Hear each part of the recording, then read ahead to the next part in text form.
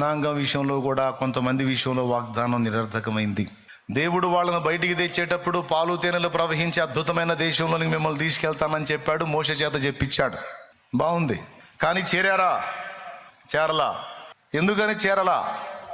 సంఖ్యాకాండంలో మనం చూసాం, వాళ్ళు ప్రయాణమై వెళ్ళి కనాను దేశానికి సమీపంలోకి వెళ్ళారు. ఇంకొంత ప్రయాణం చేస్తే దేవుడు వాగ్దానం చేసిన వాగ్దాన భూమిలోకి ఎంటర్ అవుతారు.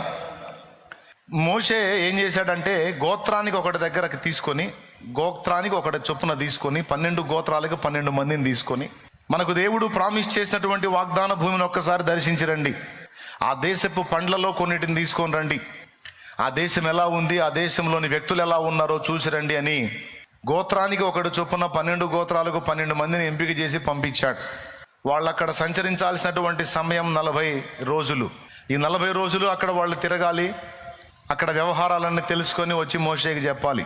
12 మంది పోయారు, 40 రోజులు తిరిగారు, ఆ దేశపు పండ్లలో కొన్ని తీసుకొని వచ్చారు. తీసుకొని వచ్చిన తర్వాత 10 మంది నోరెత్తి మాట్లాడారు, మనకు దేవుడు వాగ్దానం చేసిన దేశము, తన నివాసులను భక్షించు దేశము, అక్కడ మేము ఆనాకు వంశీకులైన నెఫీలీ జాతి మనుషుల్ని చూశాం. ఒక్కొక్కడు తాడి చెట్టు పరిమాణంలో ఉన్నాడు. వాడు మమ్మల్ని చూసినప్పుడు మేము వాడి దృష్టికి మిడతల్లా కనపడ్డాం. మా దృష్టికి మేము వాళ్ళని చూసి మమ్మల్ని చూసుకుంటే కూడా మా దృష్టికి మేము మిడతల్లాగా ఉన్నాం. అంత భారీ దేహాలు, హెవీ పర్సనాలిటీస్, దీర్ఘ దేహులు, ఉన్నత దేహులు, రాక్షస జాతి చూసాం మేము అక్కడ. వాళ్ళు ఎంత పొడుగున్నారంటే వాళ్ళని చూసి మమ్మల్ని మేము చూసుకుంటే మిడతల్లా కనపడ్డాం.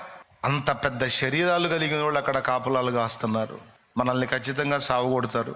ఏం లేదు, కాళ్ళ కింద పడేసి నలిపేస్తారు మనల్ని. అలాంటి వాళ్ళు ఉన్నారు అక్కడ. మనకు దేవుడు వాగ్దానం చేసిన దేశము భయంకరమైన దేశము, తన నివాసులను భక్షించు దేశము, అది ఇదని 10 మంది చెడ్డ సమాచారం చెప్పారు. ఎప్పుడైతే ఈ సమాచారం వాళ్ళు చెప్పారో, ఇక చూడు ఇశ్రాయేలు జనమంతా కలిసి ఏమన్నారో ఒక్కసారి మీ కళ్ళతో మీరు చూడండి, రెడీగా ఉంటారు. 14వ అధ్యాయం 1వ వచనం. అప్పుడు ఆ సర్వ సమాజము ఎలుగెత్తి కేకలు వేసెను, ప్రజలు ఆ రాత్రి ఎలుగెత్తి ఏడ్చిరి, మరియు ఇశ్రాయేలీయులందరూ మోషే అహరోనులపైన సణుగుకొనిరి. ఆ సర్వ సమాజము, అయ్యో ఐగుప్తులో మేమేలా చావలేదు, ఈ అరణ్యమందు మేమేలా చావలేదు, మేము కత్తివాత పడునట్లు యెహోవా మమ్మను ఈ దేశము లోనికి ఏలా తీసుకొని వచ్చెను, మా భార్యలు మా పిల్లలు కొల్లపోవుదురు, మేము తిరిగి ఐగుప్తుకు వెళ్ళుట మాకు మేలు కాదా అని వారితో అనిది.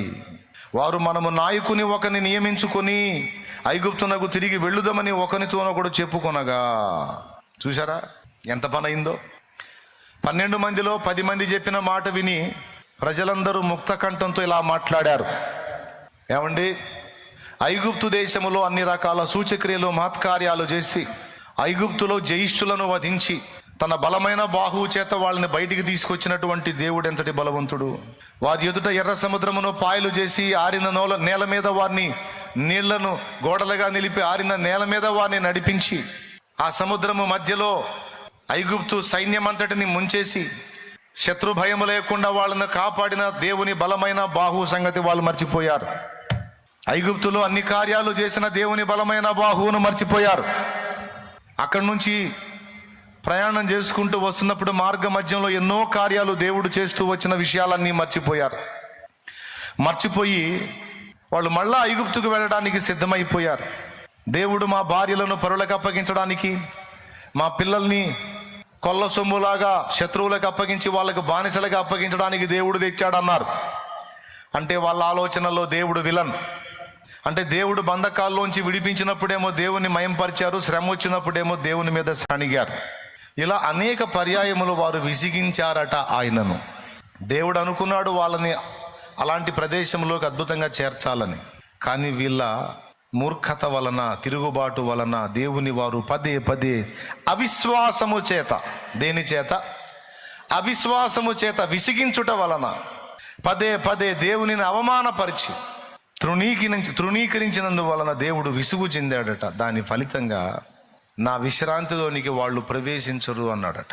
ఏ విశ్రాంతి?